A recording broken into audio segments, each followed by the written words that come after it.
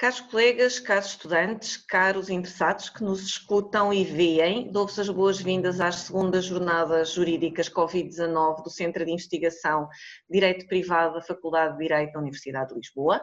É com muito interesse que aqui estamos hoje para dar início a estas segundas jornadas que vão ocupar-se do tema Novo Coronavírus e Gestão da Crise Contratual, Contratos em Especial e Responsabilidade.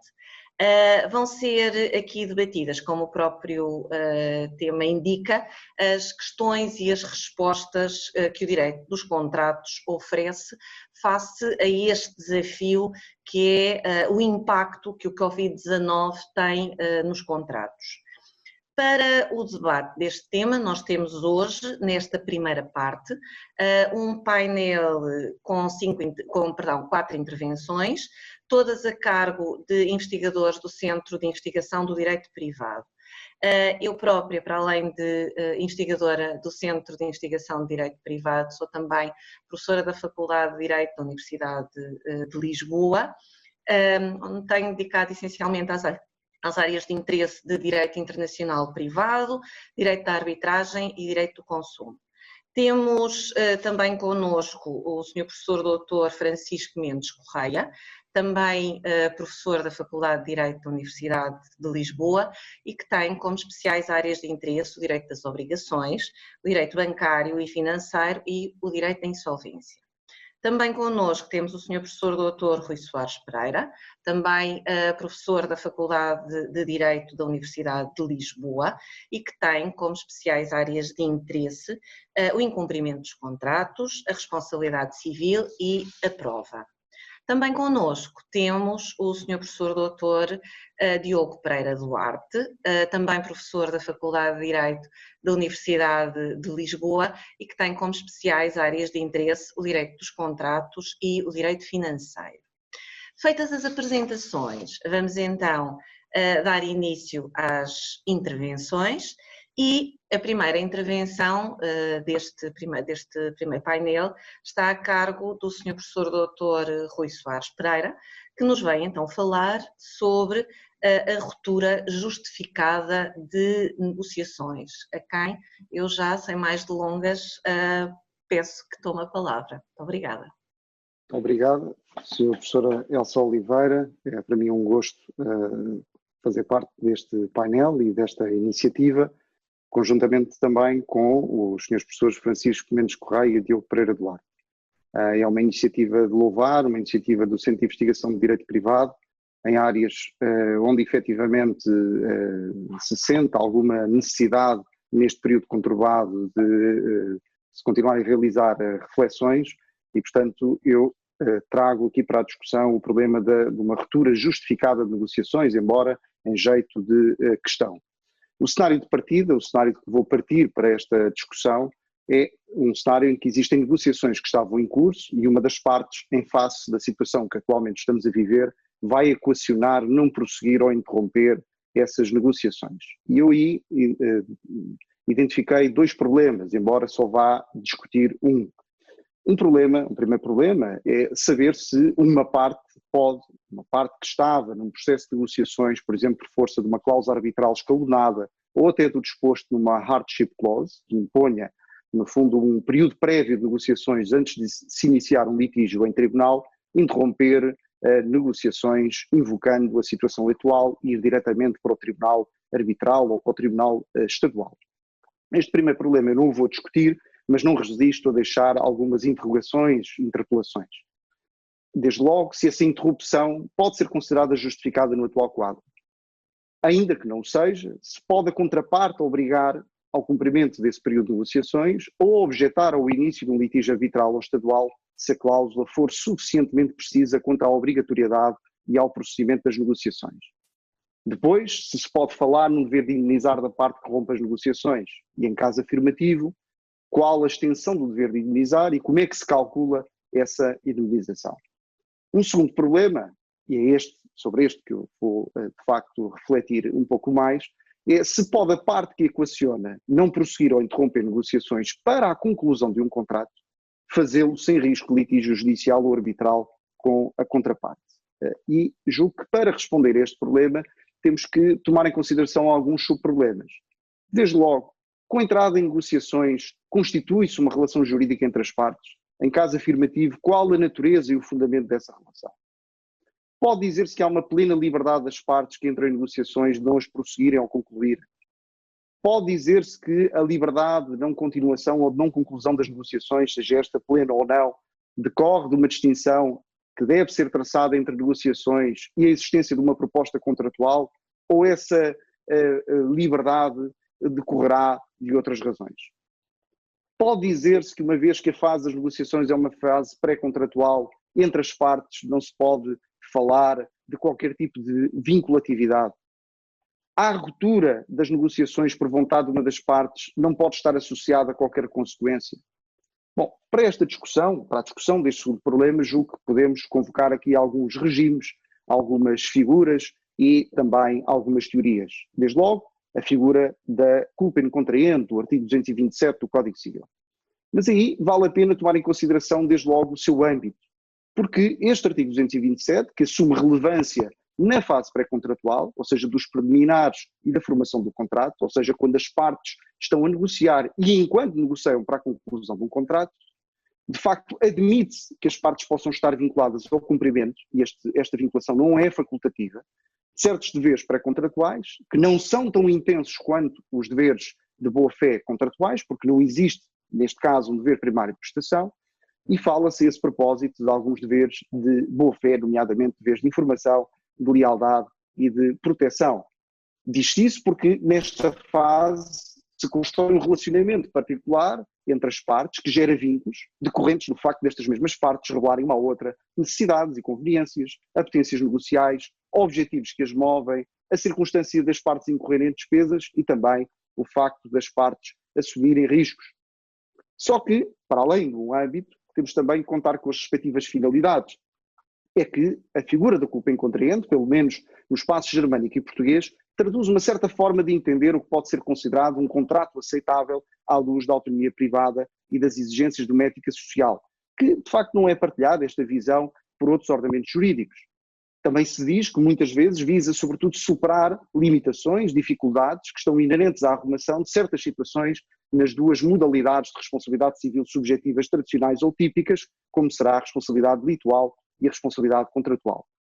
Já numa perspectivação económica, pode olhar-se para a figura da culpa in contraente como permitindo dar guarida a uma certa visão mais eficiente da contratação. Possibilitaria, por exemplo, a realização de investimentos mais cedo e com relativa segurança e, por terem esses investimentos sido antecipados, poderiam gerar também maiores proveitos. Permitiria também evitar a realização de sobreinvestimentos pelas partes. Permitiria também dar incentivos às partes para a não adoção de comportamentos estratégicos contrários à eficiência contratual.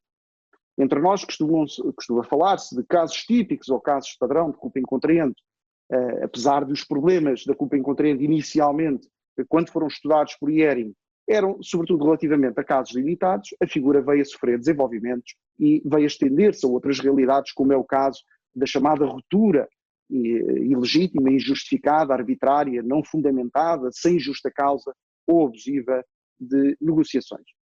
Mas havendo ruptura de negociações por uma das partes, cabe discutir quando é que se pode afirmar que sobre a mesma impende um dever de indemnizar a contraparte à luz do artigo 227. E aqui encontramos algumas divergências, desde logo, acerca do caráter excepcional ou não da constituição em responsabilidade civil pré-contratual quando tenha ocorrido essa ruptura.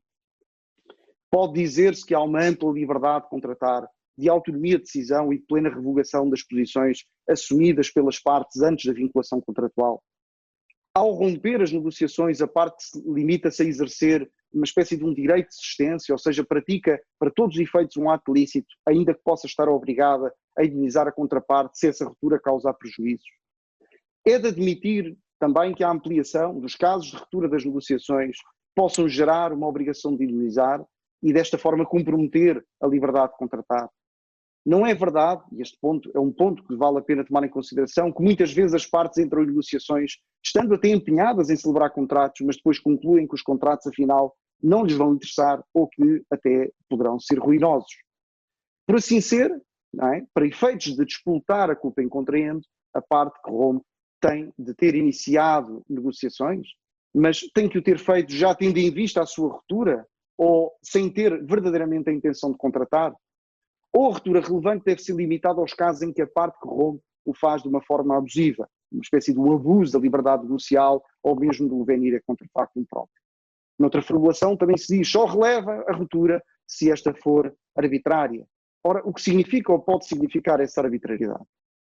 Em alternativa, deve restringir-se a culpa incontraente aos casos em que tenham sido criadas expectativas, mais concretamente uma convicção objetivamente fundada de celebração do negócio, e em caso afirmativo, essa responsabilidade existe sempre e fundamenta-se, por exemplo, na confiança. Se assim for, que implicações dogmáticas poderia ou deveria ter essa conclusão? Claro que, se uma das partes necessitava, por exemplo, de obter autorizações ou de realizar diligências, ou se a celebração do contrato dependia da verificação de certas condições, o que até justificou o alargamento do período dessas mesmas negociações, poderá admitir-se que a parte possa responder por culpa em contraendo se não tiver feito o que lhe competia, de acordo com um certo nível de diligência, para obter essas autorizações, realizar essas diligências ou conseguir a verificação das condições. Um caso em que fará sentido a convocação da culpa em contraendo será a hipótese de as condições não se terem verificado porque a parte que rompeu as negociações impediu ou provocou a sua não verificação. Porém, reparem que encontramos várias aplicações em concreto na doutrina e jurisprudência e estamos longe de se poder afirmar propriamente uma espécie de trend ou, digamos, de tendência muito clara ao nível da aplicação da culpa em contraendo. Por um lado, sublinha-se que essa ruptura, para ser legítima, tem de estar suportada num motivo justificado, mas depois, dizendo-se que em princípio esse motivo deve ser um motivo objetivo, também se admite que possa ser um motivo subjetivo, por exemplo, se estiverem em causa negócios onde avultem elementos de natureza pessoal. Depois que, para apurar esse motivo justificado, tem assumido relevância as mais diversas situações.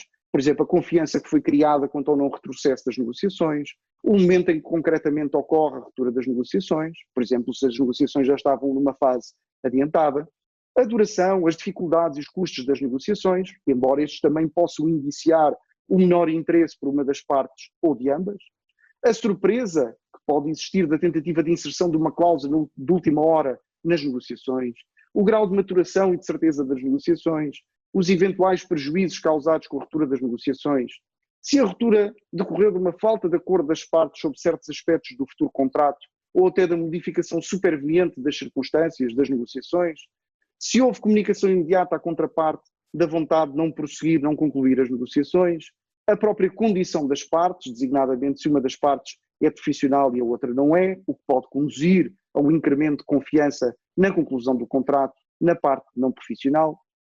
E, portanto, encontramos aqui diversos possíveis enquadramentos do que pode ser considerado ou não um motivo justificado.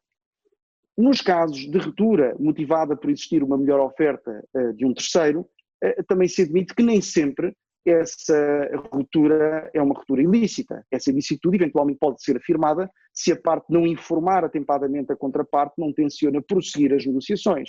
Isto porque, de alguma forma, vai deixar essa contraparte formar uma confiança ou convencer-se que será celebrado o contrato. Em certos casos, face ao tipo de negócio e aos interesses envolvidos, pode exigir-se mesmo que haja uma comunicação à contraparte desse motivo, das razões que justificam a interrupção. Para quê? Para que a contraparte as possa avaliar. Do ponto de vista um bocadinho mais processual, há a partir do ónus de demonstrar num processo, seja ele judicial ou arbitral, que a ruptura assenta num motivo justificado, parece-me que deverá repousar na parte que rompe as negociações. Ocorre aqui uma espécie de um certo ónus de inversão do ónus da prova, até pela dificuldade de prova do facto negativo da falta de motivo justificado. À partida, só é relevante a convocação da culpa em contraente se existirem danos, mas é discutível se a contraparte tem de ter realizado despesas ou investimentos em razão do contrato a celebrar. E, portanto, toda esta descrição aponta para uma necessidade de existir alguma ponderação da parte que equacione neste momento ou que se esteja a decidir pela interrupção de negociações no quadro da culpa em contraente, porquanto talvez o que se possa retirar é que essa ruptura não é sempre ilícita, embora também não será sempre lícita. Como tudo, ou como muitas vezes acontece, no fundo a resposta é depende. Depois vale a pena tomar em consideração os próprios limites da culpa em contraente. É porque a figura não é compatível com uma ação de cumprimento, o que significa que a contraparte não vai poder exigir a celebração do contrato, mesmo que a recusa seja ilícita. Encontramos divergências significativas na doutrina e na jurisprudência acerca do âmbito da indenização devida à contraparte. Limita-se esta ao interesse contratual negativo ou pode também abranger o interesse contratual positivo? A própria associação da culpa em contraendo ao interesse contratual negativo não é forçosa e é discutível que, de facto, o artigo 227 procede a essa limitação, mas encontramos ainda vários autores e também bastante jurisprudência sustentando essa posição. Menos duvidosa será a abrangência na indenização, quer de danos emergentes, quer de lucros cessantes, até porque os lucros cessantes podem integrar ambas as modalidades de interesse contratual. E ainda pode, de facto, a indenização integrar danos não patrimoniais. Mais discutível, parece-me, é a solução de pretender ver a indenização devida no quadro da culpa in contraendo como uma espécie de indenização em espécie que fizesse às vezes de uma ação de cumprimento. Depois temos que outra limitação parece-me ter a ver com o regime de prescrição do direito de indenização, porque à partida, segundo o artigo 227, número 2, esse regime será o da responsabilidade por factos ilícitos, do artigo 498, mas eu diria que podemos pensar em introduzir aqui algumas modulações e distinções. Por um lado, não esquecer os prazos mais alargados de prescrição do procedimento criminal, se a violação de deveres pré-contratuais se puder subsumir também a algum tipo de crime, sujeito a esses prazos mais alargados. Depois podemos distinguir, talvez em função dos casos de culpa in contraendo e ou dos deveres pré-contratuais que tenham sido violados. Isto porque a remissão para o regime da responsabilidade por factos ilícitos e não para o regime da responsabilidade contratual parece fazer mais sentido nos casos de ruptura injustificada das negociações, mas também apenas só se ela for mais gravosa para o lesante e não tanto nos outros casos de culpa in contraendo. Por outro lado, parece ser sobretudo aplicável aos casos de violação de deveres pré-contratuais de proteção ou de segurança devido à sua integração ou à integração destes deveres nos chamados deveres do tráfico e não tanto no caso de violação de deveres de lealdade ou de informação. Portanto, o quadro da culpa in contraendo eu diria que é um quadro óbvio, é um quadro evidente, mas é um quadro que também tem, digamos, as suas limitações, tem o seu âmbito, o seu alcance. Uma outra figura, não tanto uma figura, mas já uma teoria, que vá menos óbvia, até porque é controvertida, eu diria que seria também a própria teoria pura da confiança. Porquê? Porque, à partida, a teoria pura da confiança pretende representar um plus relativamente à própria culpa in contraendo. Mas para que represente, de facto, esse plus, ou até represente uma alternativa, temos que ver esta modalidade autónoma, ou terceira via de responsabilidade, como muitas vezes se costuma dizer, que no fundo esta modalidade autónoma permitirá ir além daquilo que são as limitações da culpa in contraendo. À partida, de acordo com esta teoria pura da confiança, no fundo a afirmação dessa responsabilidade pela confiança não decorre da violação de qualquer dever, ou seja, não está dependente da prática de qualquer ato ilícito, mas ainda assim temos que ver se tem alguma capacidade de rendimento acrescida, nomeadamente do ponto de vista dos danos indenizáveis e ou do ponto de vista do regime de prescrição aplicável. Em relação aos danos indenizáveis, a convocação da teoria da confiança conduziria, ou poderia conduzir, a fundamentar um pouco melhor um dever de indenizar que pudesse englobar também os danos que costumam ser incluídos no interesse contratual positivo, uma vez que à luz dessa teoria, mesmo que a parte que rompe as negociações não tiver praticado um ato ilícito, até porque não existe, de acordo com essa teoria pura da confiança, um dever de correspondência à confiança alheia, poderia ainda assim ser responsabilizada caso tivesse acalentado expectativas na contraparte. E, portanto, aí poderíamos ver alguma vantagem, designadamente face àquelas correntes doutrinárias e jurisprudenciais que limitam no quadro da culpa in contraendo a indenização ou interesse contratual negativo. Já em relação ao regime de prescrição, não parece que a teoria pura da confiança acrescente muito, uma vez que a própria específica hipótese de responsabilidade pré-contratual constitui a ruptura de negociações, justifica também no quadro da teoria da confiança uma maior aproximação à responsabilidade delitual e, portanto, aquelas modulações que procurei fazer, se calhar aqui no caso da ruptura de negociações, também não se justificam no domínio da teoria pura da confiança. Finalmente, outros regimes. Bom, esses outros regimes são aqui convocados, admitindo que mesmo na fase pré-contratual podemos ter algo mais do que uma relação da qual emergem apenas deveres pré-contratuais decorrentes da boa-fé e ou da confiança. De facto, no decurso das negociações, podem ter sido firmados acordos entre as partes, que costumam ser designados habitualmente por contratação mitigada ou meros acordos instrumentais ou intermédios, acordos de princípios, acordos de base ou cartas de intenção, mas que vão muito para além de uma mera documentação das negociações. Desses acordos podem até emergir deveres pré-contratuais, que vêm conhecendo a designação exatamente de deveres pré-contratuais, nomeadamente quando deles resulte não apenas uma vinculação preambular das partes, mas uma efetiva vinculação a certas obrigações, incluindo obrigações de prestação de factos jurídicos e, muito em particular, obrigações de contratar. Esses deveres pré-contratuais permitem aproximar certas hipóteses de contratação mitigada ou de acordos instrumentais ou intermédios da situação dos contratos preliminares. E isso permite equacionar a aplicação a essas hipóteses de regimes, nomeadamente o regime aplicável aos contratos preliminares, em particular o regime do contrato de promessa. E aí, no contrato de promessa, encontramos desde logo a própria execução específica do artigo 830 e o regime geral do incumprimento, desconsiderando neste momento o subsistema do sinal, uma vez que no quadro que coloquei não haveria propriamente entrega de valores que pudessem ser considerados sinal. Mas para que possamos admitir a aplicação designadamente do regime do contrato de promessa, e em especial, por exemplo, no caso da execução específica, teríamos que dizer algumas coisas. Por um lado, que este direito à execução específica é um direito que representa uma manifestação no domínio do contrato de promessa de um princípio de aplicação geral, a todos os casos dos quais possa emergir uma obrigação de contratar, quer ela decorra da celebração de um contrato de promessa ou não, quer ela decorra até da celebração ou não de um contrato preliminar. O que talvez não se torne difícil fazer, se for levado a sério o princípio da prioridade do cumprimento e da execução específica, se, como muitas vezes sucede na prática dos acordos pré-contratuais, constar uma obrigação de contratar ou de emitir uma declaração negocial. Terceiro, se for possível retirar com alguma segurança o contrato a celebrar, não obrigando o Tribunal a proceder à formulação da estrutura ótima do contrato. E, finalmente, se as partes não tiverem admitido a possibilidade de reabertura das negociações.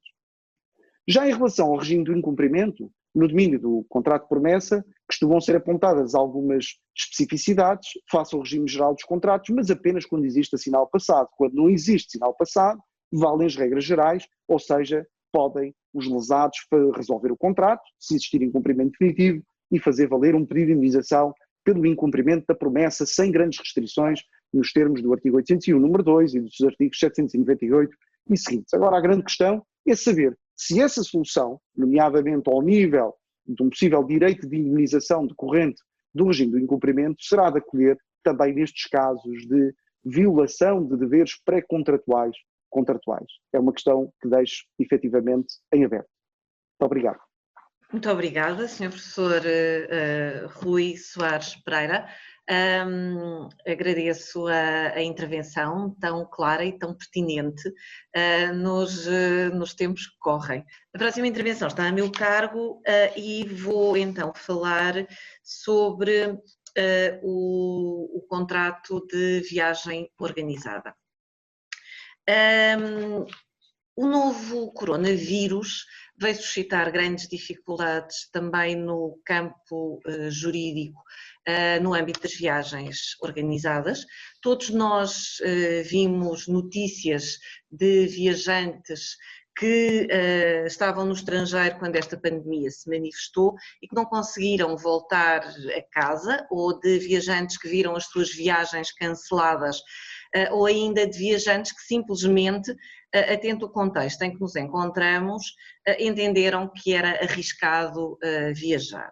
Como é que estas questões são resolvidas? Qual é que é o enquadramento jurídico que lhes deve ser dado? Para dar resposta a esta questão, importa ter presente que a regulação das viagens organizadas está expressamente prevista num decreto-lei, que é o decreto-lei número 17/2018, de 8 de março, que veio transpor para o direito interno a diretiva UE 2015/2302 do Parlamento Europeu e do Conselho de 25 de novembro de 2015, relativa às viagens organizadas e aos serviços de viagem conexos. Para percebermos melhor um pouco o enquadramento e o âmbito deste diploma, e uma vez que aquilo que está em causa é o contrato de viagens organizadas, importa então saber do que é que se trata, do que é que falamos quando falamos de contrato de viagens organizadas. E a verdade é que neste diploma nós vamos encontrar uma noção, uma definição deste contrato. Essa definição está prevista no artigo 2º, número 2, a linha D, deste Decreto-Lei 17/2018, e aí se determina que o contrato de viagem organizada é um contrato relativo à globalidade da viagem organizada ou, se esta for fornecida ao abrigo de contratos distintos, todos os contratos que abranjam os serviços de viagem organizada, todos os serviços de viagem incluídos na viagem organizada.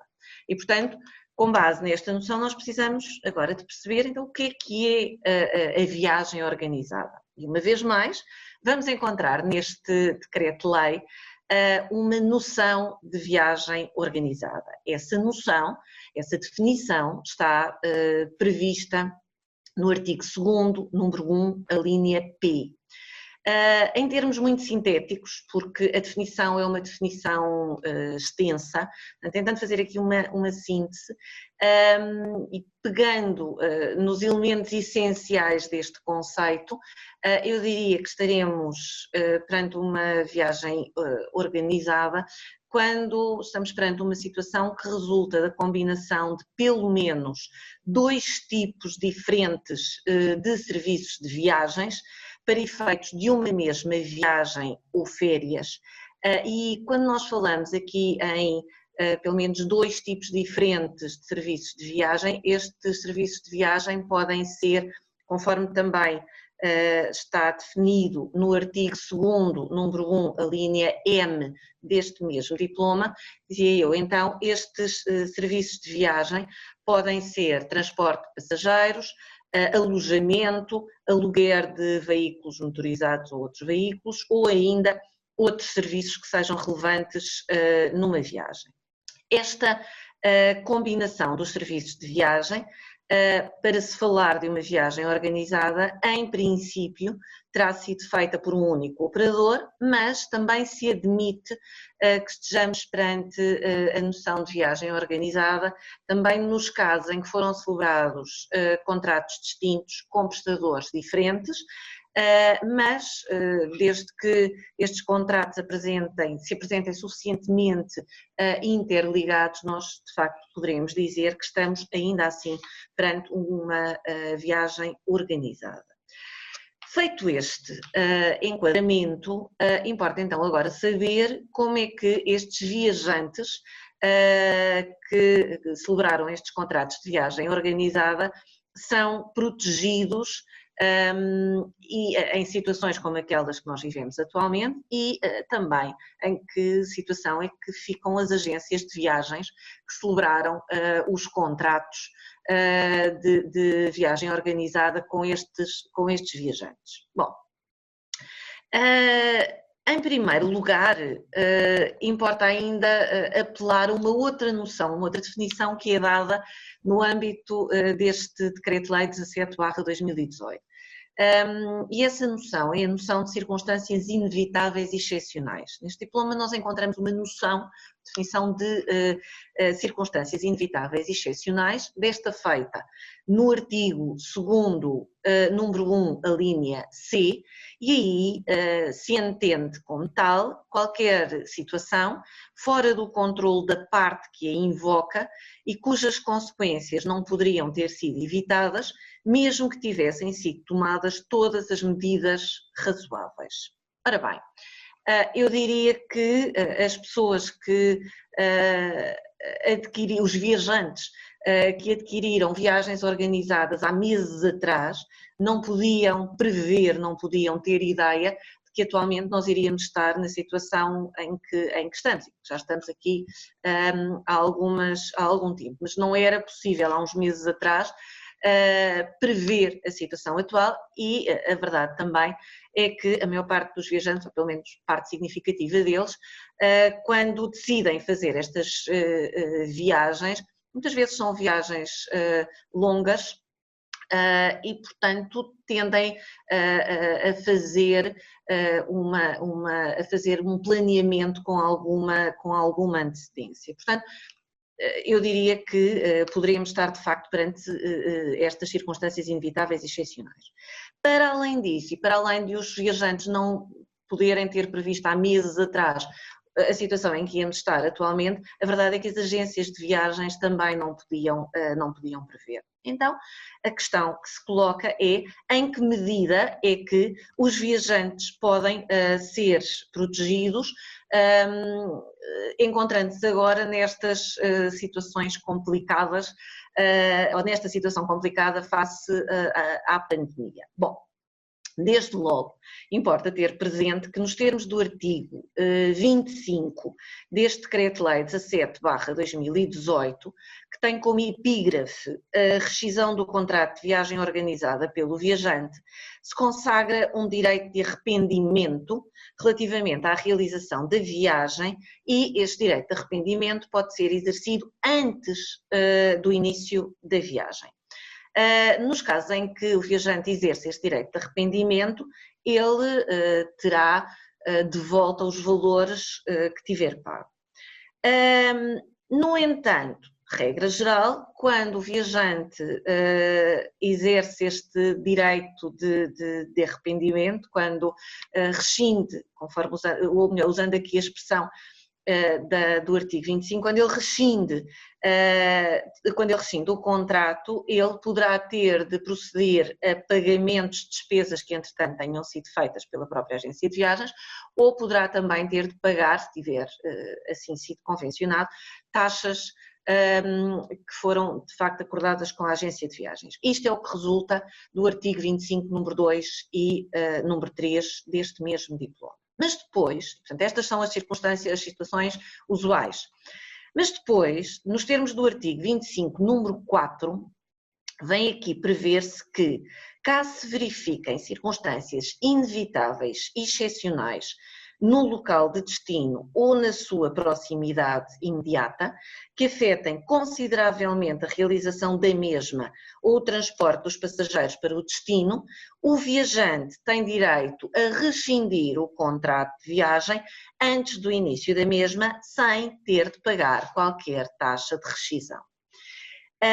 Esta rescisão também, aqui nos termos do artigo 25, número 5, vai conferir ao viajante o direito ao reembolso integral dos pagamentos efetuados, mas a verdade também, é verdade que ele recebe o pagamento integral dos pagamentos efetuados, mas ele não vai ter direito a uma indemnização adicional. Quem é responsável pelo reembolso será então a Agência de Viagens e Turismo Organizadora e deve fazer este reembolso nos termos do 25, número 7, no prazo de 14 dias após a rescisão do contrato de viagem. Portanto, subjacente a este regime, eu diria que está uma ideia de que, de facto, não é atribuída a qualquer das partes do contrato, a qualquer dos contraentes, a responsabilidade pelas circunstâncias, porque na verdade são circunstâncias excepcionais, e por isso nem o viajante terá de pagar custos, vai ter um reembolso daquilo que tiver pago, nem a agência de viagens vai ter de pagar qualquer indemnização adicional. Salienta-se ainda que nos termos em que se verificam ou que se verificarem estas circunstâncias inevitáveis e excepcionais, a rescisão pode também partir da iniciativa da própria agência, pode ser a agência quem toma a iniciativa e não o viajante. Esta situação está prevista no artigo 27 deste Decreto-Lei e nos termos do 27, número 1, a linha B, vem justamente dizer-se que a Agência de Viagens e Turismo pode rescindir o contrato se for impedida de o executar devido a circunstâncias inevitáveis e excepcionais. Neste caso, preenchidos estes pressupostos, então a Agência de Viagens e Turismo deve notificar o viajante da rescisão do contrato sem demora injustificada e antes do início da viagem organizada. A rescisão deste contrato de viagem vai conferir então ao viajante o direito ao reembolso integral dos pagamentos efetuados, mas uma vez mais não lhe vai conferir o direito a uma indemnização adicional, no fundo o regime muito semelhante àquele que nós vimos atrás, relativamente ao artigo que está previsto no artigo 25, e aqui também a agência de viagens deve efetuar o reembolso ao viajante no prazo de 14 dias a contar da data da rescisão do contrato de viagens. Coerente com este regime que nós aqui estivemos a ver nestas duas disposições, encontramos aqui ainda outras referências relativas à ausência de indemnização por parte da agência de viagens. No artigo 29, número 1 e número 2, é-nos dada a indicação de que, apesar de o viajante ter por regra direito a uma redução do preço durante o período em que se verifica uma falta de conformidade da viagem ao contrato, se esta falta de conformidade for devida a circunstâncias inevitáveis e excepcionais, também aqui já não haverá lugar ao pagamento da indemnização. Portanto, tem havido sempre o cuidado do legislador em esclarecer este ponto para que dúvidas não existam.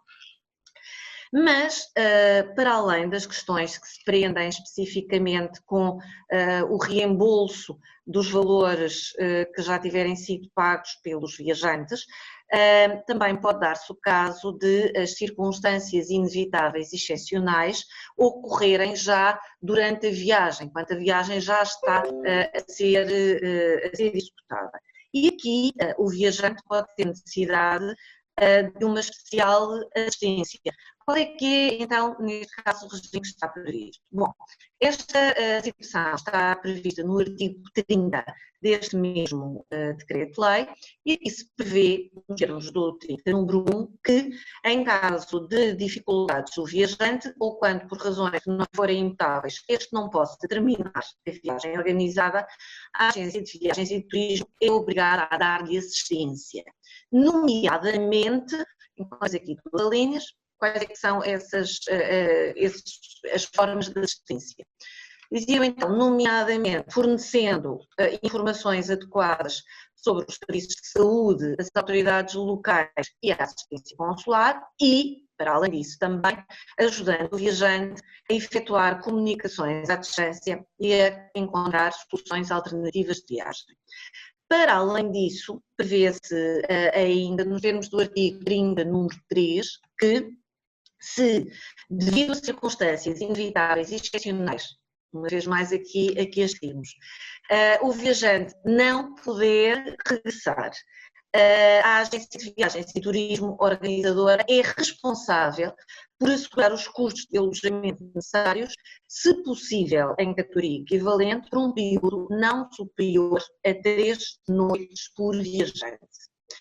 Sublinho-se, no entanto, que nos termos do número 6 deste mesmo artigo 30, se prevê que a limitação dos custos que está prevista no número 3 não se aplica se estiverem em causa pessoas com mobilidade reduzida, nem aos respectivos acompanhantes, às grávidas e às crianças não acompanhadas, nem às pessoas que necessitem de cuidados médicos específicos, desde que a Agência de Viagens e Turismo tenha sido notificada dessas necessidades específicas pelo menos 48 horas antes do início da viagem organizada. Portanto, nestes casos, aqueles limites não serão aplicados. Acresce ainda que a Agência de Viagens e Turismo não pode invocar estas circunstâncias inevitáveis e excepcionais para limitar a responsabilidade que está prevista no número 3, se o próprio prestador de serviços de transporte em causa não puder invocar essas circunstâncias nos termos de legislação aplicável à União Europeia. Portanto, se existirem outras regras que sejam, no fundo, mais favoráveis ao passageiro, essas regras serão aplicáveis. Cabe ainda salientar, por último, que apesar de nós encontrarmos uma regra geral que está prevista no artigo 35 deste diploma, que prevê que as agências de viagens e turismo são, por regra, as responsáveis perante os seus clientes pela execução dos serviços de viagem incluídos no contrato de viagem. Nos termos do 35, número 7, prevê-se que as agências de viagem e turismo não são responsáveis por erros na reserva que sejam imputáveis ao viajante ou que sejam causados por circunstâncias inevitáveis e excepcionais. Portanto, uma vez mais, encontramos aqui uma limitação da responsabilidade das agências de viagem. E em termos, apesar de tudo, muito telegráficos, este era o contributo que eu aqui queria deixar no que respeita aos contratos de viagem organizada em tempos de Covid-19 e, sem mais delongas, eu convido agora o Sr. Professor Diogo Pereira Duarte para nos falar sobre o contrato do mútuo, um tema agora tão falado em tempos de Covid-19. Peço que tome a palavra. Muito obrigado, professora Elsa Dias Oliveira. Uma primeira palavra para agradecer ao Centro de Investigação de Direito Privado o convite que fez para que pudesse participar nesta iniciativa, que é, todos os títulos, uma ótima iniciativa, e também para cumprimentar os meus colegas deste evento, o professor Elsa Dias Oliveira, o professor Rui Soares Pereira e o professor Francisco Mendes Correia, dizendo que, enfim, para além das interessantíssimas apresentações que aqui fizeram, foi um gosto ouvir, é sempre um prazer estar entre amigos, ainda aqui com esta distância que as circunstâncias impõem. De facto, o tema sobre o qual vou falar é o tema do contrato mútuo e das implicações que o novo coronavírus tem no contrato mútuo, no cumprimento do contrato mútuo, as implicações que tem para o mutuário, as dificuldades que apresenta para o mutuário cumprir a sua prestação ao abrigo deste contrato. E pensei dividir a minha intervenção em 5 partes. Uma primeira parte para, enfim, de alguma forma questionar se, tendo em conta o direito de emergência, o direito da crise, que já está em vigor relativamente a operações de crédito, que abrangem também, portanto, o contrato mútuo, se faz sentido falar ou ponderar a aplicação dos institutos gerais relativos ao direito contratual e ver o seu comportamento no mútuo. Uma segunda parte, enfim, que pressupõe já uma resposta a esta primeira pergunta sobre o Instituto de Impossibilidade do contrato mútuo. A terceira parte, a alteração das circunstâncias do contrato mútuo. A quarta parte, a modificação do contrato mútuo por alteração das circunstâncias. E uma última parte, a articulação do regime legal em matéria de alteração das circunstâncias e as cláusulas contratuais que possam constar de contratos de mútuo e que regulam esta questão precisamente do impacto de alteração das circunstâncias no contrato. Enfim, é um tema abrangente, eu vou procurar abordá-lo de forma sumária para respeitar aqui o limite de tempo que temos e também não posso deixar de referir que é um tema que não conseguirei tratar na sua globalidade. Existem inúmeros aspectos que seriam também interessantíssimos e provavelmente ficarão para uma segunda oportunidade, relacionados, por exemplo, com o regime prudencial, quando o mutuante tem o seu balanço regulado e qual o impacto que a alteração das circunstâncias ou a aplicação desse regime tem no regime prudencial em matéria de requisitos de capital, ou também, do ponto de vista fiscal, digamos, a articulação com a possível modificação do contrato ao abrigo desse regime e o próprio regime do imposto de selo, que é um tema que se tem colocado a propósito da moratória pública. Bom, iniciando, enfim, todos sabemos, numa economia como a nossa, que tem baixíssimos níveis de capitalização, o mútuo é um contrato, enfim, absolutamente central para o financiamento da atividade económica em geral, das famílias e das empresas, e que transcende até a dimensão bancária. É o velhinho mútuo civil que está na base do financiamento societário,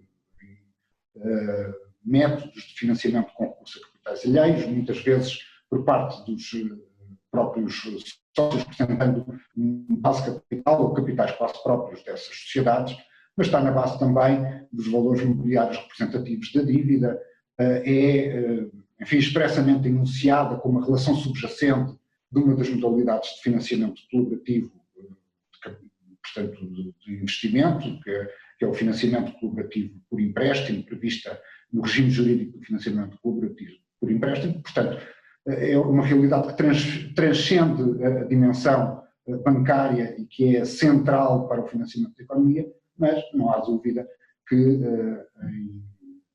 enfim, o mútuo oneroso que pressupõe pagamento de juros desenvolveu-se nos dias de hoje em múltiplos contratos especializados que são estudados no direito bancário e que têm na base a mesma ideia do mútuo civil oneroso, o rendimento proporcionado pelo capital. Entrando então no primeiro tema, questão de saber se o direito de emergência ou o direito da crise resolve todas as questões relacionadas com as dificuldades de cumprimento nos contratos de mútuo causadas pelo Covid-19. Enfim, está em vigor até 30 de setembro deste ano o Decreto-Lei 10J de 2020 de 26 de março, que se chama por vezes do Decreto-Lei da Moratória Pública, que estabelece medidas excepcionais de proteção dos créditos das famílias, das empresas e das instituições particulares de solidariedade social e que, para o apoio à liquidez e tesouraria, prevêem o diferimento do cumprimento de obrigações de beneficiários perante o sistema financeiro. Esse diploma conhece limitações no seu âmbito de aplicação, quer do ponto de vista subjetivo, quer do ponto de vista objetivo.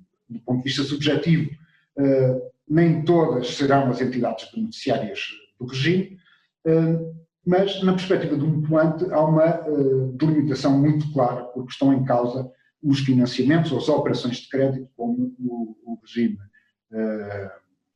refere, que sejam concedidas por instituições de crédito e sociedades financeiras e sucursais de instituições de crédito e de instituições financeiras a operar em Portugal. Portanto, há aqui esta delimitação objetiva, esta delimitação subjetiva, que acompanha uma delimitação objetiva também, porque existem operações que estão expressamente excluídas da aplicação do regime e, nesse âmbito, eu destacaria o crédito para o financiamento, para a compra de valores mobiliários ou aquisição de posições noutros instrumentos financeiros que estão expressamente excluídos da aplicação deste regime. E, por isso, dadas estas limitações no âmbito de aplicação, julgo que faz sentido, sim, continuar a analisar o comportamento dos institutos gerais perante um cenário como o que estamos a viver e pensando especificamente no contrato mútuo. Iniciando então pela impossibilidade, pelo regime de impossibilidade, importa recordar em traços sumários as características essenciais do contrato mútuo. O contrato mútuo aparece definido no artigo 142 do Código Civil como contrato pelo qual uma das partes, o mutuante, empresta à outra ou dinheiro ou uma coisa fungível, ficando a segunda obrigada a restituir outro tanto do mesmo género e de qualidade. E um efeito, que é um efeito que ocorre com a entrega do dinheiro ou da coisa genérica emprestada, é a transferência para o mutuário da titularidade do dinheiro, da propriedade das coisas mutuárias, e nessa sequência emerge para o mutuário a obrigação de restituir, que é no empréstimo de dinheiro a restituição da mesma quantia ou no empréstimo de coisas fungíveis de uma coisa do mesmo género e qualidade. A lei presume o caráter oneroso do mútuo e, portanto, adianta o artigo 1145 que o mútuo implica tipicamente o pagamento de juros, ainda que não verse sobre o dinheiro. Portanto, no prazo ou nos prazos convencionados, o mutuário tem que restituir aquilo que recebeu e tem que remunerar o mútuo. No direito nacional, pode dizer-se que, em geral, o risco de ocorrerem circunstâncias posteriores à celebração do contrato que perturbam o equilíbrio estabelecido no momento da contratação corre por conta daquele que deve realizar a prestação, do devedor, já que apenas num cenário de impossibilidade de realização da prestação é que o devedor está exonerado de realizar a prestação. E, enfim, embora tenha havido alguma divergência, que foi sobretudo relevante porque contou com o peso de um parecer concordante de um nome como o professor Vaz Serra, hoje em dia é perfeitamente pacífico ao nível doutrinário e jurisprudencial, que só se pode falar de impossibilidade quando estamos perante uma inviabilidade absoluta de realização da prestação, não sendo suficiente uma dificuldade muito acentuada, ainda que imprevisível, nem uma impossibilidade prática ou económica ou exceção de ruína do devedor. Portanto, esses casos são relegados para o Instituto de Alteração das Circunstâncias, verificadas as suas condições de admissibilidade. Mas no caso do mútuo, o regime da impossibilidade é ainda mais negro para o mutuário do que para a generalidade dos devedores. E isto acontece tendo em conta a natureza das prestações que se consagram no mútuo a cargo do mutuário. Elas são prestações pecuniárias ou, no mútuo de coisas elegíveis, prestações de coisa genérica.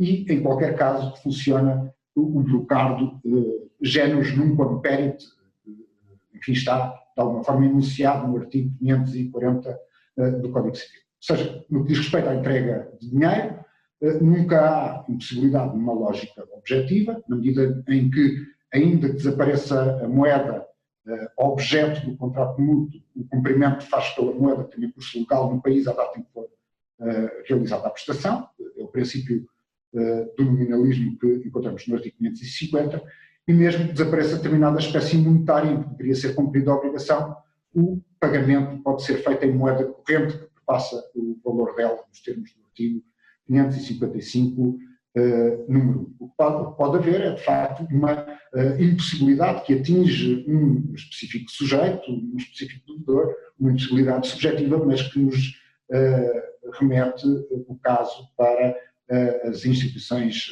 de insolvência, as instituições falimentares. E esta posição frágil ou difícil do mutuário é também muito patente no artigo 1149, que diz respeito, digamos, ao mútuo que não tem por objeto dinheiro, mas sim uma coisa fungível. Porque se diz no artigo 1149 que, no caso muito improvável em que todo o género apareça, e portanto não seja possível restituir uma coisa do mesmo género ou qualidade, então o mutuário deve pagar ao mutuante o valor que a coisa tiver no momento do lugar e vencimento da obrigação, não operando o efeito exoneratório que decorre do artigo 790 e 755 do Código Civil, mas dá-se antes uma conversão legal da prestação em prestação pecuniária. Esta específica alocação do risco, que faz correr por conta do mutuário o risco de perda ou deterioração de coisa mutuada ou de agravamento na sua prestação de restituição e de remuneração do mútuo, ocorre porque o mútuo representa um enriquecimento no património do mutuário, na medida em que ele se torna titular das quantias em dinheiro, ou proprietário das coisas fungíveis entregue. Não se compreenderia que, tendo ele enriquecido à custa do mutuário, por via da celebração do contrato, se pudesse exonerar em caso de impossibilidade, sem restituir o que recebeu. Bom, e no regime da alteração das circunstâncias, a posição do mutuário aparece melhor. À partida, não. Enfim, o regime da alteração das circunstâncias procura responder a uma questão que foi enfim, bastante conhecida, que foi muito oportunamente colocada por Flume, que é de saber quem é que suporta o risco da realidade, quem é que suporta o risco deste agravamento, até pode ser muito severo, na realização da prestação e que se agravou depois da celebração do contrato. Bom, deve dizer-se que a posição do mutuário não é muito melhor em geral, pelo seguinte. Por um lado, no artigo 477 temos um requisito negativo que é só funciona aquele instituto se a alteração das circunstâncias não colocarem problemas que se inserem nos riscos próprios do contrato. E, como o professor Menezes Cordeiro, enfim, defende, e já defende há bastante tempo, a existência de um regime legal que aloca especialmente o risco num tipo contratual que, no fundo, enuncia um sistema de alocação do risco para aquele contrato, é um fator que nos deve levar a considerar que, então, o problema do agravamento se insere no risco próprio do contrato. Por outro lado, as variações, enfim, patrimoniais subjetivas, meramente subjetivas, que podem tornar mais difícil cumprir o contrato, em geral, deve-se entender que respeitam à esfera de risco dessa própria pessoa, portanto, dessa parte do contrato. A outra parte não tem nada a ver com isso e, portanto, não há modo de colocar em comum o risco dessas circunstâncias acontecerem. Portanto, não é isto que tem em vista o artigo 437. E, não sendo isto tem em vista o artigo 437, isso decorre também de não ser inexigível por aplicação da boa-fé que se possa solicitar o cumprimento da obrigação nessas circunstâncias. E a inaplicabilidade do regime de alteração das circunstâncias perante essas variações patrimoniais subjetivas está amplamente documentada na jurisprudência nacional. Mas o caso, como consolidamos atualmente, é um caso particular, porque esta situação de saúde pública, que é uma situação de saúde pública global, implica restrições que atingem a sociedade e a economia em geral, restrições que têm a ver com a movimentação das pessoas e a movimentação das mercadorias, e, portanto, esta perturbação não respeita uma pessoa específica, um conjunto de pessoas, respeita a toda a gente. E, bem, esse caráter excepcional é bem patente, não só no regime da moratória pública, que há pouco referi, mas pela circunstância de entidades privadas, as próprias instituições bancárias, terem promovido moratórias privadas para resolver este problema, o que demonstra bem que é um problema que atinge toda a gente, de maneira que parece que nos tempos atuais, como dizia a professora Ana Pestrela Oliveira na iniciativa anterior, parece que a regra é rebus sic stante e buzinão pacta sunt servanda. Ou seja, um caso como este parece-me que atinge, para utilizar uma feliz formulação do professor Carneiro da Frada, as condicionantes gerais da vida social, ou aquilo a que por vezes se chama a grande base do negócio objetivo. Ou seja, não pode estar relacionada com os riscos próprios de um específico contrato, nem com a particular esfera de risco de uma das partes do contrato. Portanto, é um problema que diz respeito a todos. E é neste cenário que, enfim, mesmo no contrato mútuo, se deve entender que estas dificuldades diversas relacionadas com o novo coronavírus podem configurar uma alteração das circunstâncias apta a fazer funcionar o mecanismo do artigo 437. É importante notar, no entanto, que tem que ficar demonstrada processualmente uma relação de causalidade entre a alteração das circunstâncias, essas dificuldades provocadas pelo novo coronavírus, e o objeto do contrato. Eu digo que é importante porque nos dois casos anteriores de grandes alterações das circunstâncias, quando aplicados ao contrato de mútuo, Os tribunais superiores foram frequentemente levados a não aplicar o Instituto, embora admitindo em tese que ele pudesse ser aplicado, porque essa relação de causalidade não ficou demonstrada. Só para ilustrar, tenho aqui uma passagem do acórdão do Supremo Tribunal de Justiça de 10/1/2013, portanto, que surgiu no contexto da crise subprime e da crise económica e financeira subsequente, que diz respeito a um processo em que quer o Tribunal de Primeira Instância, quer o Tribunal da Relação, haviam efetivamente modificado um mútuo bancário de curto prazo, convertendo num mútuo de longo prazo, e o Supremo Tribunal de Justiça veio rever essas decisões por não demonstração dessa relação de causalidade. Vou ler muito rapidamente aquilo que consta do sumário do acórdão. Diz o seguinte: muito embora a crise económica ou financeira possa criar desequilíbrios económicos suscetíveis de provocarem alterações anormais das circunstâncias, nem todos os incumprimentos em tempos de crise se ficam a dever a essa alteração das circunstâncias. É necessário que exista uma correlação direta e demonstrada factualmente entre a crise económica em geral e a atividade económica concreta de determinado agente, para que se possa falar de uma alteração anormal das circunstâncias. E, portanto, sendo necessário demonstrar nos autos que a degradação da capacidade económica da autora se tinha ficado a dever à crise económica internacional, o Tribunal acaba por não aplicar o Instituto. Bom, mas verificadas as condições de admissibilidade da alteração das circunstâncias, o que é que se segue? Eu tenho defendido já há algum tempo que a lei, enfim, não só eu, naturalmente, muitos outros autores, poderia referir, por exemplo, o professor Oliveira Ascensão, que a lei tem preferência por uma solução de repartição dos prejuízos pelos vários contraentes sobre uma solução de tudo ou nada, ou seja, prefere a modificação à resolução. E penso também que implicitamente consagra um dever de renegociar com a parte que tenha sido afetada pela alteração das circunstâncias.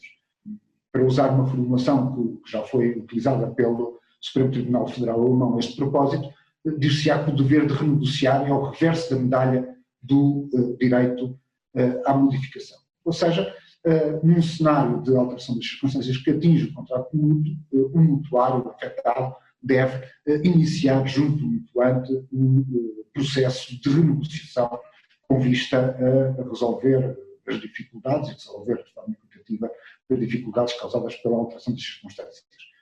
Essa resolução, essa modificação do contrato, no caso do contrato mútuo, pode passar pelo alargamento do prazo da restituição do capital e o pagamento dos juros, ou por uma suspensão, uma moratória, relativamente aos pagamentos a efetuar no período de maior dificuldade, seja de capital ou de juros também, e nesse mesmo período a suspensão de aplicação de mecanismos contratuais consequentes a casos de incumprimento, porque não se deve entender a não realização da prestação como um caso de incumprimento, neste caso, entre os quais o vencimento antecipado, a resolução do próprio contrato, nas hipóteses em que o contrato preveja entregas subsequentes e não esteja esgotada toda uma linha, a suspensão daquilo que se chama na indústria, por vezes os drop stops, ou a suspensão de cláusulas que impõem determinadas rácios entre o serviço da dívida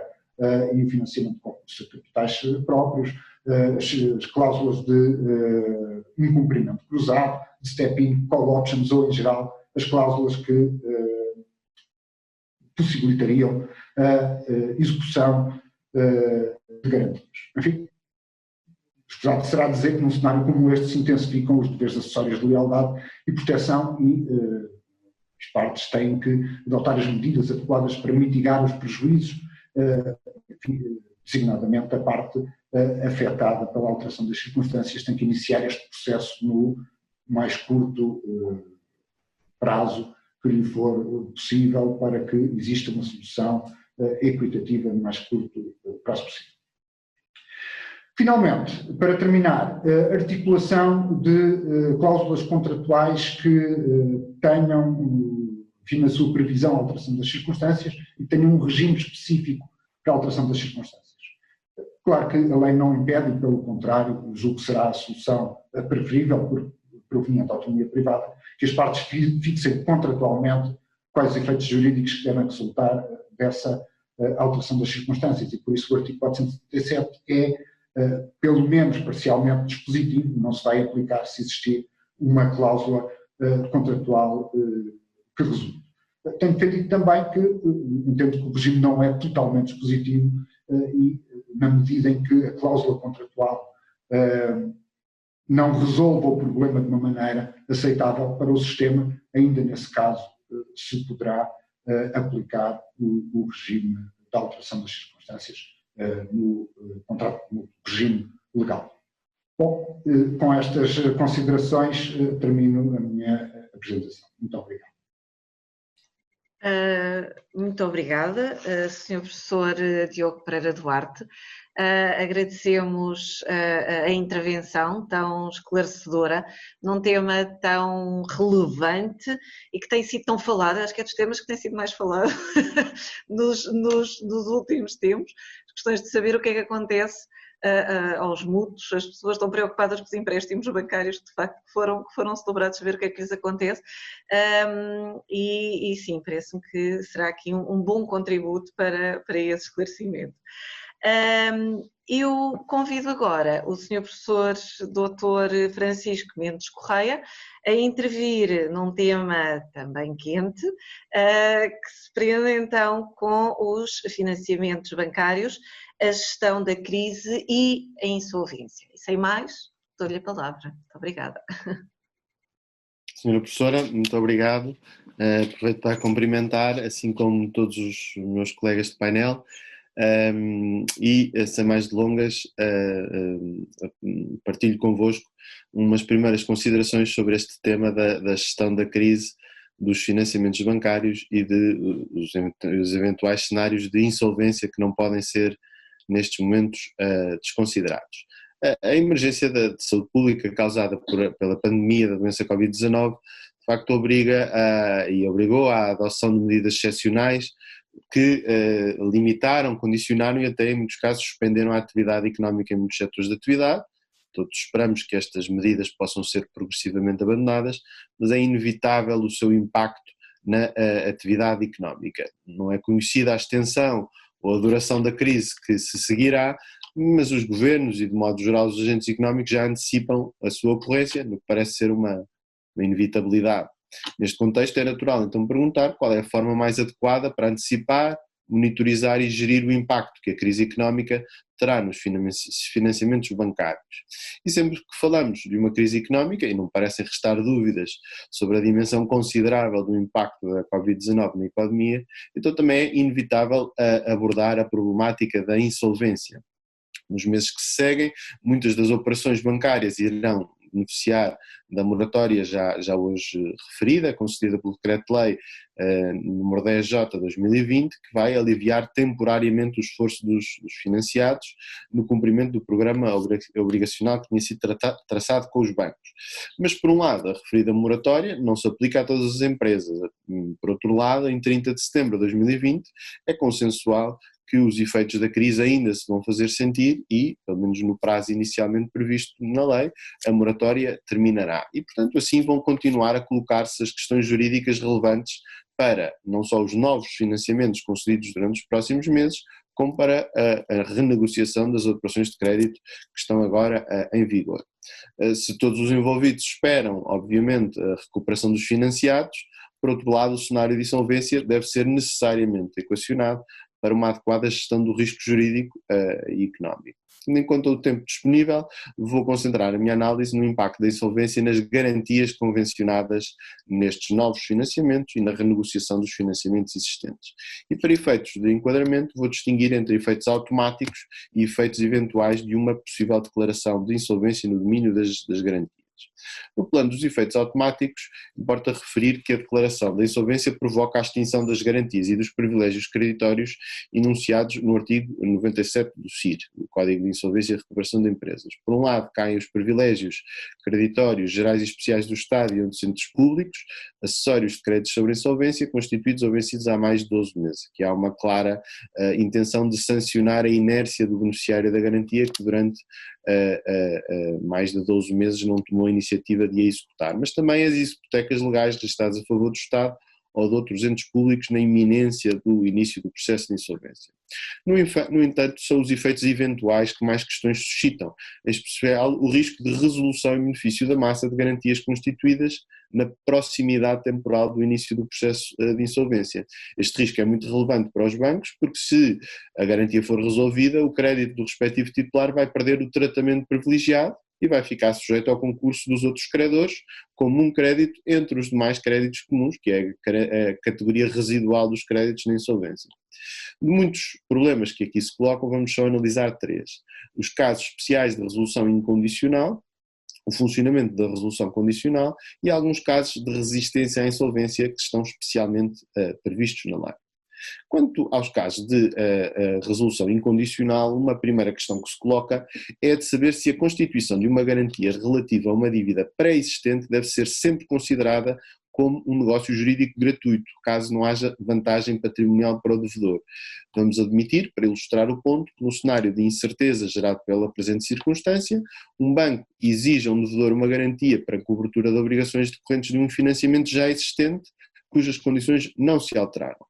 Nesse caso, repare-se que a qualificação da garantia como um negócio gratuito faz com que se aplique à linha B do artigo 121 do CIR, ou seja, a garantia seria resolúvel a título incondicional, desde que prestada nos 2 anos anteriores à data do início do processo de insolvência. E, portanto, se a garantia fosse prestada hoje, teríamos este possível efeito de resolução incondicional até abril de 2022.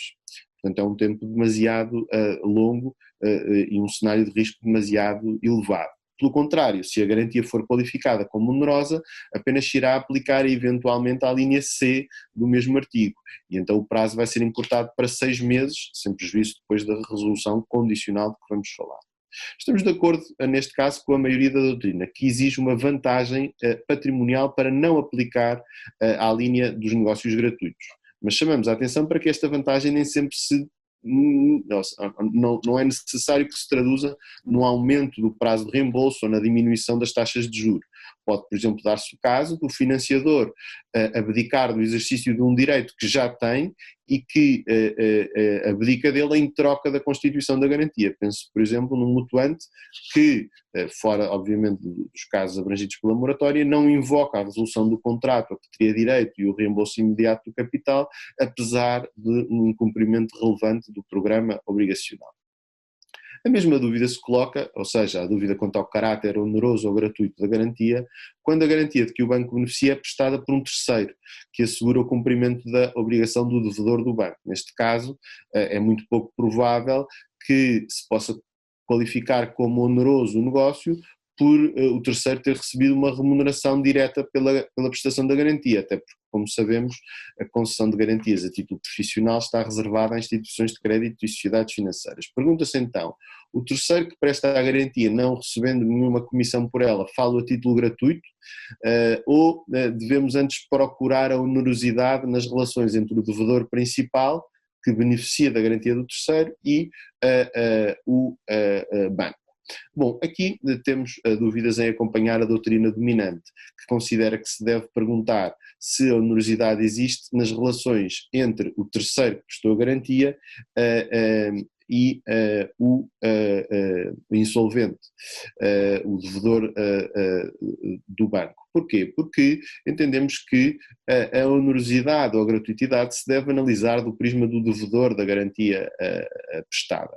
Ou seja, deve-se perguntar, mais uma vez, se aquela renegociação ou aquela celebração de um novo financiamento foi um negócio oneroso e, portanto, proveitoso para o devedor da obrigação principal, E nesses casos, se há uma garantia de terceiro e há uma renegociação que não altera as condições a favor do devedor, então o negócio será gratuito e cairá na tal alínea B do artigo 121, número 1. Na esfera do garante, então, na esfera deste terceiro que traz a garantia ao programa obrigacional, então o que é que se deve perguntar? Deve-se perguntar se existe um interesse patrimonial relevante, e isso, aliás, já é previsto e já é intuído pela linha D do artigo 121, número 1. Por exemplo, pense no caso de fianças prestadas por sócios ou de garantias reais constituídas por uma sociedade dominante em benefício da sociedade dominada. Aqui há claramente uma vantagem patrimonial na subsistência, na continuidade da atividade do devedor que beneficia da garantia, e então está verificada a condição da relevância patrimonial da prestação de garantia. Não se deve qualificar estes negócios, quanto a mim, como negócios gratuitos. Ainda é importante, a este propósito, considerar as garantias reais constituídas para uma cobertura múltipla. Podem ao mesmo tempo abranger obrigações pré-existentes e novas obrigações, se por exemplo for preciso um aporte renovado de liquidez para o devedor. Pense, por exemplo, no caso de um refinanciamento em que há um aumento da linha de crédito concedida. Bom, nestes casos, para as dívidas pré-existentes aplicar-se-á o prazo de 6 meses, ao passo que para as novas obrigações vai-se aplicar um prazo mais curto de 60 dias. Estamos aqui a pensar nas alíneas C e F, respectivamente, do artigo 121. Ou seja, penso que se deve aplicar, e aqui penso que esta também é a linha da maioria da doutrina, que entende que se aplica diferenciadamente um grau de desconfiança que o legislador manifestou em relação às garantias para créditos pré-existentes e para novos créditos, nas duas dimensões de um negócio que é unitário.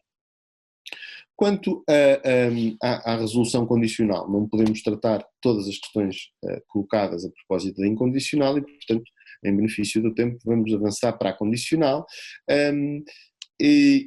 Quanto a esta, comparada com a condicional, pareceria um mal menor, não é, para os financiadores, uma vez que caberia ao administrador de insolvência, caso a resolução seja discutida, não é, ou seja, a iniciativa da resolução é sempre do administrador de insolvência, mas depois a contraparte afetada pela resolução em benefício da massa pode impugnar a resolução. Então aí nesse cenário em que há uma discussão, cabe ao administrador alegar e demonstrar a verificação dos respectivos pressupostos, e daí a qualificação da resolução como condicionada, porque a sua subsistência depende da verificação de algumas condições. Ora, que condições é que são estas?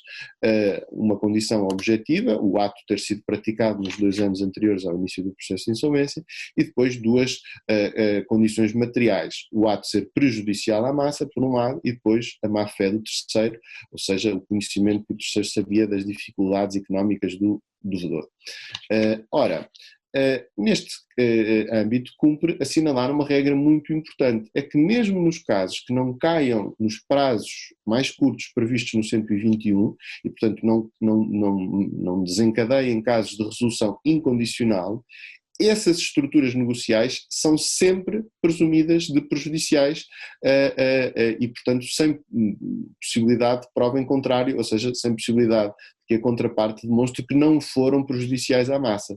E, portanto, se assim é, nestes casos, quando as garantias são prestadas nas estruturas previstas no 121, o ato considera-se sempre prejudicial à massa. Por exemplo, garantias prestadas para cobrir dívidas pré-existentes ou outras que as substituam, por exemplo, através de inovação. Então aí o que é que fica? Fica o requisito dos 2 anos, que ou se verifica ou não se verifica, e portanto basta ao administrador de insolvência demonstrar a má-fé do terceiro. E quanto a isto, há aqui um ponto importante em relação à gestão dos contratos bancários, é que se repare que os financiadores estão numa situação muito delicada, porque por um lado, para avaliar a solvência, o risco de crédito do devedor, eles pedem uma quantidade muito considerável de informação financeira. Ora, se isso é uma vantagem porque lhes permite aferir a solvabilidade do devedor, por outro lado, coloca-os numa situação em que dificilmente conseguem invocar que desconheciam as dificuldades financeiras do devedor. E aqui, como aliás no domínio das garantias, e a questão que se costuma discutir a propósito do artigo 6º do Código das Sociedades Comerciais, não valem declarações meramente formais, ou seja, não é suficiente que o devedor diga eu não estou insolvente para que se desconsiderem os elementos fornecidos pelo devedor ao banco que permitissem que o banco identificasse ali, não uma situação de insolvência declarada, obviamente, não é disso que se trata, mas ou de uma insolvência material ou de uma insolvência iminente.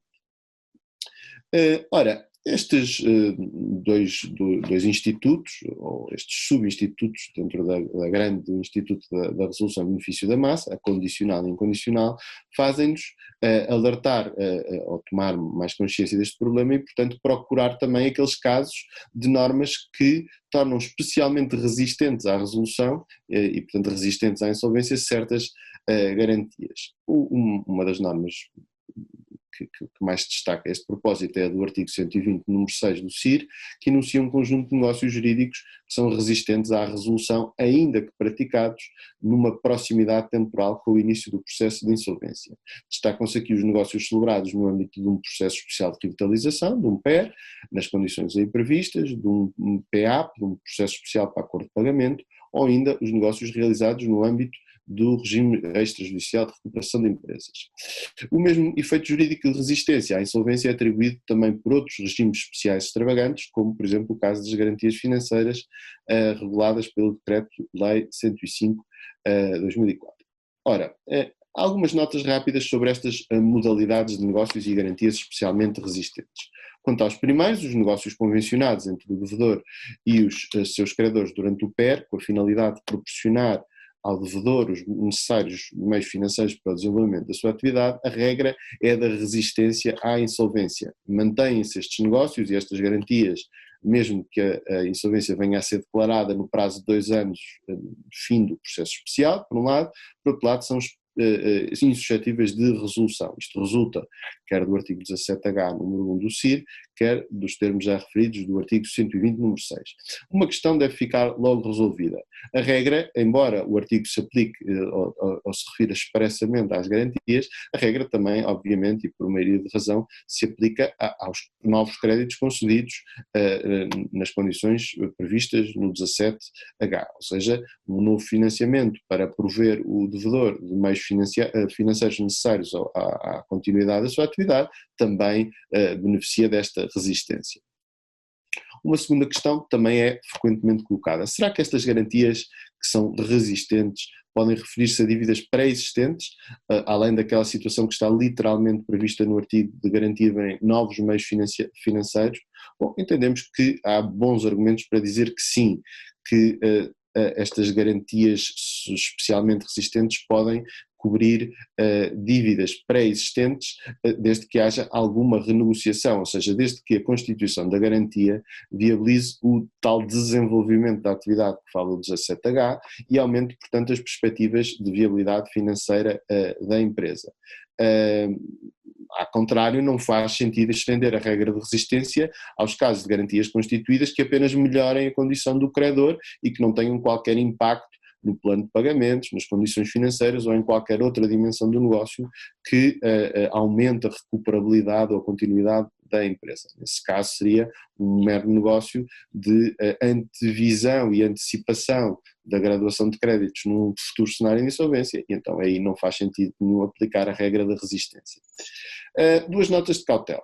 É muito duvidoso que a regra do 17H, número 1, se aplique aos novos financiamentos concedidos e às garantias constituídas a favor de sócios, ou seja, financiamentos concedidos por sócios e garantias que garantam esses financiamentos.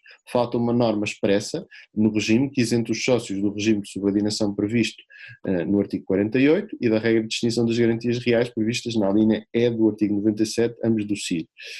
Embora haja alguma doutrina que faça algum esforço para superar essa ausência de regra expressa, parece-me que enquanto ela não existir, devemos considerar que estes sócios correm um risco de subordinação num processo insolvencial futuro. Assim é porque continuam a estar naquela posição que leva à regra da subordinação em geral dos suprimentos e dos negócios celebrados com pessoas especialmente relacionadas com o devedor.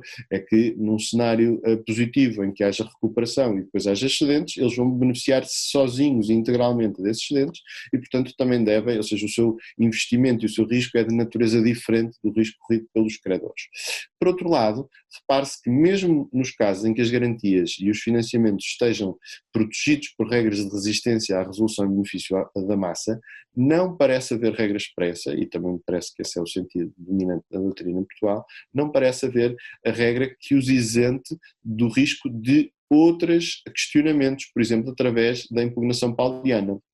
Aliás, repare-se que nestes casos concretos, os habituais impedimentos à pauliana que existem na insolvência, que é haver uma resolução com sucesso pelo administrador da insolvência, aqui não podem ocorrer porque há a regra da resistência à resolução e, portanto, aqui deve ser considerado ainda assim o risco de impugnação. As garantias e os financiamentos podem escapar às regras da resolução, mas depois podem cair nas malhas da impugnação pauliana que resultam de esforços individuais de credores individuais. Por último, uma última nota quanto às garantias financeiras. O penhor financeiro e a alienação fiduciária em garantia, previstos em regime especial, beneficiam de um dos mais robustos conjuntos de regras de resistência à insolvência e, por isso, quando possível, devem ser considerados nestes contextos de negociação de créditos bancários que ocorram nestes tempos tão difíceis quanto imprevisíveis, onde não é possível excluir um cenário futuro de insolvência. Muito mais haveria a discutir na gestão de financiamentos bancários em contexto de crise, sobretudo no enfoque aqui dado de antevisão de um cenário eventual de insolvência. Eu quero, no entanto, nos últimos instantes, abandonar esta perspectiva pessimista da insolvência eventual, imposta pelos deveres de ofício de jurista, e agradecer a todos os que nos ouviram, desejando numa nota otimista que voltemos a ver-nos em breve nas salas e nos corredores da Faculdade de Direito da Universidade de Lisboa, mas em modo presencial e não meramente virtual. Muito obrigado, Sr. Professor. Muito obrigada, Sr. Professor Francisco Mendes Correia. Acho que todos nós partilhamos desse anseio de nos voltar a encontrar presencialmente. O Zoom é ótimo, mas o encontro presencial é muito bom. E quero, de facto, agradecer esta intervenção tão esclarecedora, e tão esclarecedora num tema que é tão técnico e, portanto, ser tão claro é ainda mais de louvar. E com a intervenção do Sr. Professor Francisco Mendes Correia, terminamos esta primeira parte das segundas jornadas, que irão prosseguir num segundo painel de oradores.